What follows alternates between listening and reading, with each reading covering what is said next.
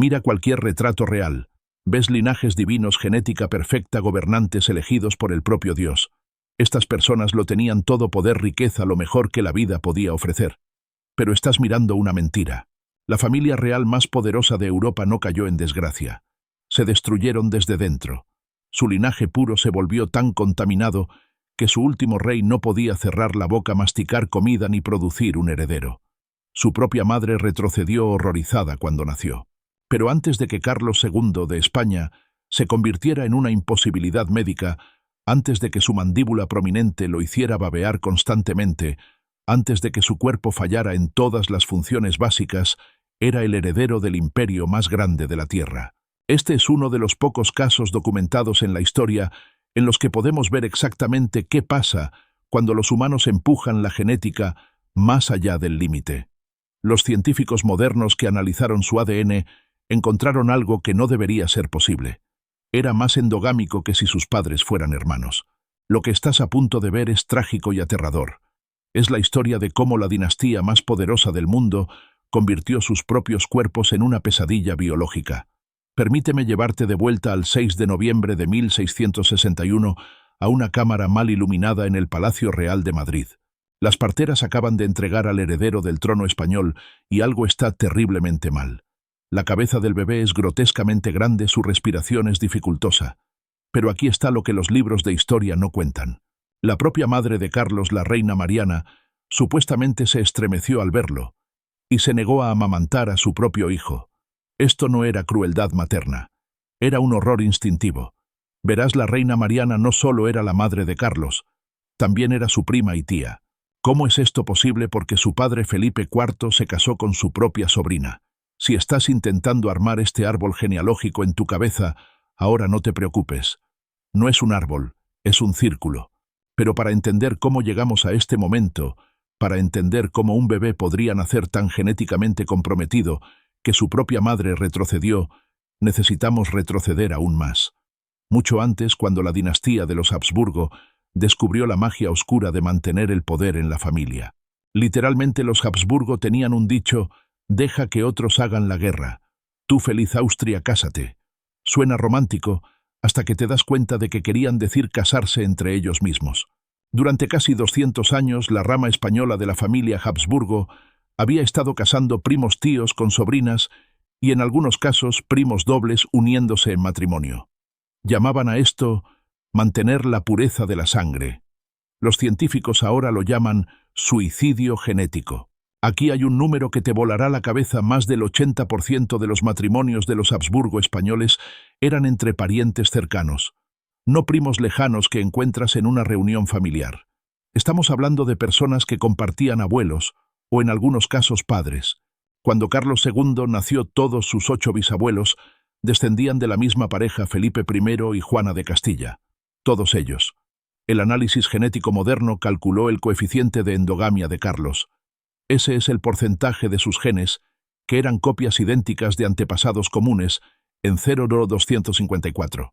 Para ponerlo en perspectiva, los hijos de incesto entre hermanos tienen un coeficiente de endogamia de 0,25. Carlos II era más endogámico que un hijo de hermanos, pero los números no capturan el costo humano. Déjame pintar un cuadro de lo que esto significaba para un niño vivo y respirando. El bebé Carlos no podía succionar adecuadamente. Su boca ya mostraba signos de deformidad. Los huesos de su cráneo no se habían fusionado correctamente, dejando su cabeza deforme e hinchada. Los médicos de la corte notaron que tenía una succión débil y luchaba por alimentarse.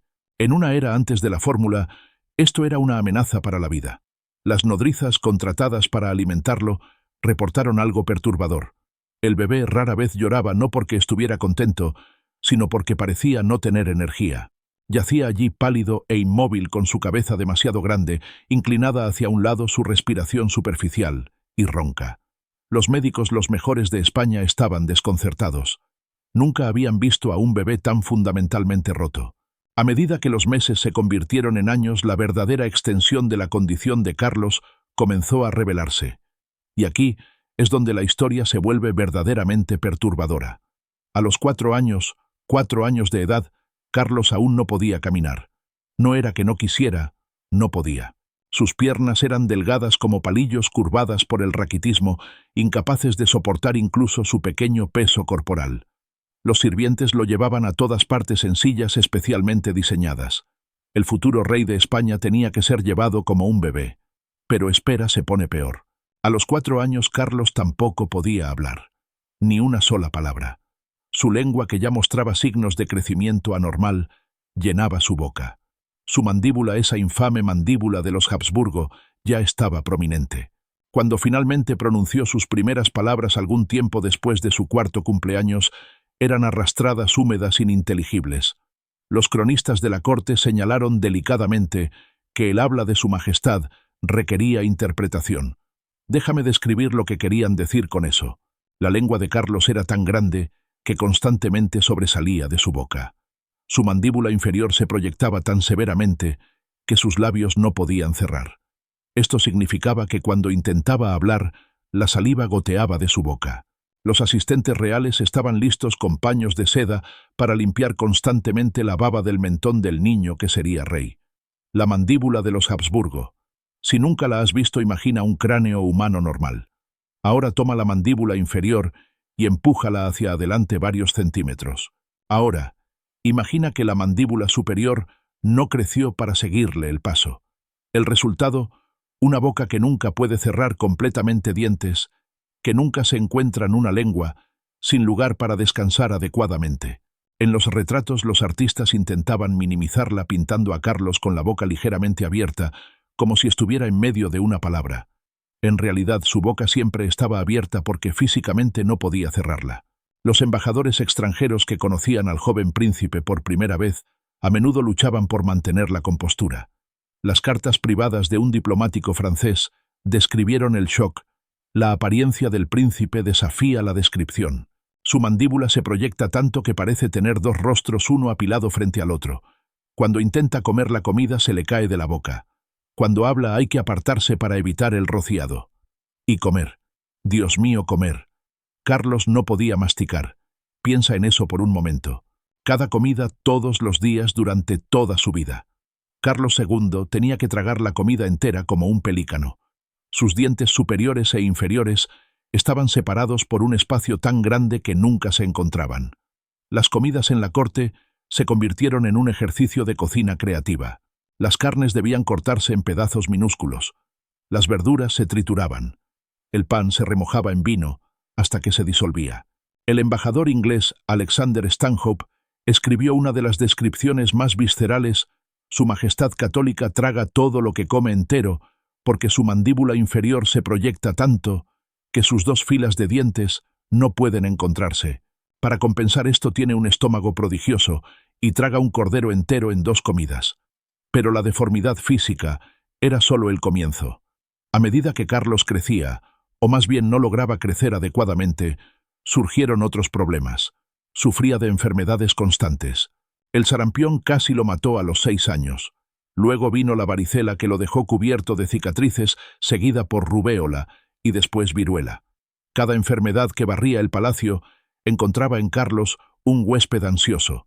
Su sistema inmunológico comprometido ofrecía poca resistencia. La viruela fue particularmente cruel.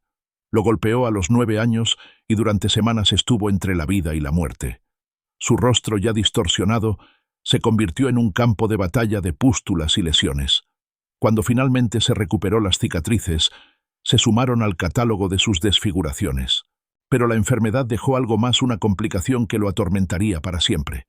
Los médicos notaron que se acumulaba líquido en su cráneo. Su cabeza, ya grande, comenzó a hincharse aún más. Hoy lo llamamos hidrocefalia, agua en el cerebro.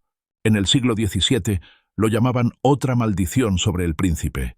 La presión causaba dolores de cabeza cegadores, problemas de visión, y posiblemente contribuía a las convulsiones que lo atormentarían en sus últimos años. A los 10 años la educación de Carlos era una fuente de escándalo en el palacio, no porque fuera rebelde o perezoso, sino porque simplemente no podía aprender. Los tutores informaban que las lecciones debían repetirse docenas de veces. La matemática básica estaba más allá de él. El latín, el idioma de la realeza y la diplomacia, bien podría haber sido egipcio antiguo. Su caligrafía, en las raras ocasiones en que lo intentaba, Parecía los garabatos de un niño mucho más pequeño. Las notas privadas de un tutor descubiertas siglos después pintan un cuadro conmovedor. Su Majestad intenta con gran esfuerzo, pero no retiene nada. Explico un concepto y al día siguiente es como si nunca lo hubiera oído. Su atención divaga. A veces se queda mirando al vacío durante largos periodos. Cuando se le pregunta en qué está pensando, no puede decirlo. Pero aquí la historia toma un giro aún más oscuro. Al entrar en la pubertad, o lo que debería haber sido la pubertad, el cuerpo de Carlos lo traicionó de nuevas maneras. Creció pero apenas. Mientras otros adolescentes reales crecían en altura, Carlos permaneció atrofiado. Su voz, en lugar de engrosarse, seguía siendo aguda y fina. Vello corporal casi ninguno. Las características que marcaban a un niño convirtiéndose en hombre simplemente no sucedían. Los médicos de la corte fueron consultados en conferencias secretas. Discutieron lo que observaron, pero no se atrevieron a registrarlo oficialmente. El príncipe no mostraba interés en mujeres ni en hombres para el caso. Parecía existir en un estado extraño infantil, ni niño ni hombre, sino algo intermedio. Esto aterrorizaba a la corte porque Carlos tenía un deber por encima de todos los demás: producir un heredero. Todo el imperio español, que se extendía desde Europa hasta las Américas y Filipinas, necesitaba que la línea real continuara. Pero ¿cómo podía un hombre que no podía dejarse crecer la barba engendrar hijos? A los 18 años decidieron averiguarlo. Carlos fue casado con María Luisa de Orleans, una princesa francesa de 17 años que, según todos los informes, era hermosa, inteligente y saludable.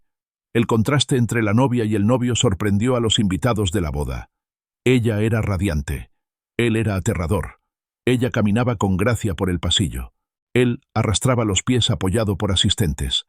Cuando llegó el momento del beso, los observadores notaron que María Luisa tuvo que prepararse visiblemente antes de inclinarse. La noche de bodas fue un desastre. No el tipo de desastre que genera historias divertidas después, sino el tipo que determina el destino de los imperios. Carlos, quedó claro, era completamente incapaz de consumar el matrimonio. No era reacio, era incapaz. Su cuerpo simplemente no funcionaba como debería el de un hombre. María Luisa, criada en la sofisticada corte francesa, lo intentó todo. Fue paciente, fue amable. Según los chismes del palacio, incluso intentó instruir a su esposo en los aspectos básicos de las relaciones conyugales. Nada funcionó. Pasaron los años. Ningún embarazo. La reina fue sometida a exámenes humillantes para determinar si ella era el problema. Los médicos declararon que era perfectamente fértil. El problema todos lo sabían, pero nadie lo decía oficialmente: era el rey. La presión era abrumadora. Tanto Carlos como María Luisa fueron sometidos a tratamientos de fertilidad cada vez más desesperados. Ella fue obligada a beber mezclas repugnantes de hierbas y órganos de animales. Él fue obligado a consumir pociones que incluían perlas trituradas y sangre de toro. En cierto momento la corte trajo a un especialista que prescribió comer el pene seco de un ciervo. Nada funcionó porque nada podía funcionar. El sistema reproductivo de Carlos estaba tan mal formado como el resto de él. Pero espera, la historia se vuelve aún más extraña. La madre de Carlos, desesperada por un nieto para continuar el linaje de los Habsburgo, consultó a místicos y hombres santos. Uno sugirió que Carlos estaba maldito y que dormir junto a reliquias sagradas podría romper el hechizo. Cuando eso falló, ella escaló a algo que aún sorprende a los historiadores. Hizo que su hijo durmiera junto a cadáveres. Sí, escuchaste bien. La reina madre arregló para que Carlos pasara noches acostado junto a cuerpos exhumados de santos y reyes anteriores, incluido su propio padre. La teoría era que la esencia sagrada de los muertos de alguna manera curaría su impotencia. Imagina la escena: el rey de España babeando y malformado acostado junto a cadáveres en descomposición, con la esperanza de ganar la capacidad de engendrar un hijo. 10 años de matrimonio, 10 años de intentos fallidos, 10 años de humillación. Luego María Luisa murió repentinamente a los 26 años. La causa oficial fue listada como apendicitis, pero circularon rumores. ¿Fue envenenada? ¿El peso de su situación la llevó al suicidio? Nunca lo sabremos. Lo que sí sabemos es que Carlos quedó genuinamente devastado. A pesar de todo, había crecido para amar a su esposa, tal vez la única persona que le mostró verdadera bondad. En pocos meses comenzó la presión para volver a casarse. El consejo seleccionó a María Ana de Neoburgo, una princesa alemana de una familia notoriamente fértil. Sus padres habían producido 17 hijos. Seguramente razonaron los consejeros genes tan robustos, podrían superar incluso las deficiencias de Carlos. Estaban equivocados. María Ana, a pesar de su linaje saludable, nunca quedó embarazada. Ni una sola vez. Para entonces la salud de Carlos se había deteriorado aún más. Los cortesanos susurraban que parecía un anciano aunque solo tenía 30 años. Su cabello caía en mechones. Sus dientes, los pocos que podían verse detrás de esa mandíbula prominente, se pudrían y caían. Arrastraba los pies al caminar cuando podía caminar. Las convulsiones comenzaron en sus 30 años. Sin previo aviso, Carlos se desmayaba. Su cuerpo convulsionaba la espuma mezclándose con la baba siempre presente. Cuando se recuperaba a menudo, no reconocía a las personas a su alrededor. Comenzó a hablar de ver fantasmas, escuchar voces, sentir manos invisibles tocándolo. La corte estaba aterrorizada. Su rey se estaba volviendo loco además de todo lo demás. El apodo, el hechizado, el embrujado, adquirió un nuevo significado. La gente genuinamente creía que Carlos estaba bajo una maldición. La Inquisición española se involucró. Se llamó a exorcistas. En cierto momento el propio confesor del rey fue arrestado bajo cargos de usar brujería para empeorar la condición real. El juicio fue una sensación aunque, por supuesto, ningún exorcismo podía curar el daño genético. El propio Carlos creía que estaba maldito. En momentos de lucidez, lloraba y preguntaba qué había hecho para merecer tal castigo. Llevaba amuletos, cargaba reliquias sagradas y se sometía a rituales de purificación cada vez más extraños. Nada ayudaba, porque nada podía ayudar. Su código genético era su maldición escrito en cada célula de su cuerpo. A los 35 años, Carlos parecía anciano. Las descripciones contemporáneas son difíciles de leer. Su piel colgaba floja en su cuerpo esquelético. Su famosa mandíbula parecía aún más pronunciada a medida que el resto de su rostro se marchitaba. Era completamente calvo, su cuero cabelludo cubierto de llagas. Apenas podía caminar arrastrando algunos pasos antes de necesitar descansar. Su habla, siempre difícil, se volvió casi imposible de entender. Pero lo peor aún estaba por venir. En sus últimos años, Carlos comenzó a deteriorarse mentalmente rápidamente. Se sentaba durante horas mirando al vacío, la baba acumulándose en su ropa. Cuando le hablaban a menudo, no respondía. Cuando hablaba divagaba sobre demonios y ángeles, sobre su esposa muerta, sobre hijos que nunca tendría. El rey de uno de los mayores imperios del mundo se había convertido en una cáscara vacía. El fin llegó en 1700. Carlos tenía 38 años, no anciano para ningún estándar, pero su cuerpo estaba apagándose. No podía comer ni siquiera su puré especialmente preparado. No podía mantenerse de pie sin ayuda. Pasaba sus días apoyado en la cama, jadeando por aire su cabeza hidrocéfala, causando una presión insoportable. El 1 de noviembre, tras días de agonía, Carlos II murió. Lo que sucedió a continuación sorprendería incluso a los médicos que lo trataron durante años. La autopsia. Dios mío, la autopsia. Si pensabas que el Carlos vivo era un espectáculo de horrores médicos, su cadáver era algo salido de una pesadilla. Los médicos reales encargados de embalsamar a su rey abrieron el cuerpo y retrocedieron. Su informe, escrito en un latín clínico pero goteando de horror apenas disimulado, describía un cuerpo que no debería haber sido capaz de sostener la vida tanto tiempo como lo hizo. Su cuerpo no contenía ni una sola gota de sangre. Esto no era una hipérbole poética. El sistema circulatorio de Carlos había esencialmente colapsado. Su sangre o se coaguló o simplemente estaba ausente. Su corazón, y aquí es donde se vuelve verdaderamente grotesco. Su corazón fue descrito como del tamaño de un grano de pimienta, no literalmente tan pequeño, pero encogido, ennegrecido, casi irreconocible, como el órgano que debería bombear la vida por el cuerpo. Sus pulmones estaban corroídos, la palabra que usaron para lo que ahora reconoceríamos como cicatrices masivas de infecciones repetidas. Imagina tejido pulmonar que parecía más piedra pómez que órganos destinados a la respiración. Sus intestinos fueron descritos como podridos y gangrenosos. Partes de su sistema digestivo literalmente habían muerto mientras él aún estaba vivo, explicando el dolor horrible que soportó en sus últimos años. Pero el detalle más revelador, el que confirmaba lo que todos sospechaban, pero nadie se atrevía a decir oficialmente, Carlos tenía solo un testículo y estaba negro como el carbón. Ese único pedazo de tejido atrofiado y muerto era todo lo que quedaba de lo que debería haber sido un sistema reproductivo funcional. No es de extrañar que no pudiera engendrar hijos. Es un milagro que haya sobrevivido a la pubertad, y su cerebro recuerda esa cabeza grande llena de líquido. Los médicos descubrieron que de hecho estaba lleno de agua. La hidrocefalia había dejado poco espacio para tejido cerebral real. Cómo Carlos lograba funcionar, cómo lograba hablar y pensar, y gobernar por mal que fuera, era un misterio médico. Los médicos que realizaron esa autopsia debieron quedarse allí cubiertos por la sangre de su disección y maravillarse de que esa colección de órganos malformados de alguna manera sostuvo la vida durante casi 4 décadas. Cada sistema estaba comprometido, cada órgano estaba dañado. Era como si el cuerpo de Carlos hubiera estado en guerra consigo mismo desde el momento de la concepción. El análisis genético moderno nos dio el porqué detrás de este espectáculo de horrores. ¿Recuerdas ese coeficiente de endogamia de 0,254? Eso significa que 1/4 del genoma de Carlos consistía en copias idénticas de genes. En esas secuencias repetidas estaban las instrucciones para su destrucción. Los científicos ahora creen que Carlos sufría de al menos 2 trastornos genéticos graves. El primero fue una deficiencia combinada de hormonas hipofisarias. Su cuerpo no podía producir las hormonas necesarias para un crecimiento y desarrollo normales. Esto explicaba su baja estatura, su incapacidad para madurar sexualmente, su debilidad muscular, sus problemas cognitivos. Su glándula pituitaria, el controlador maestro del sistema endocrino, era esencialmente no funcional.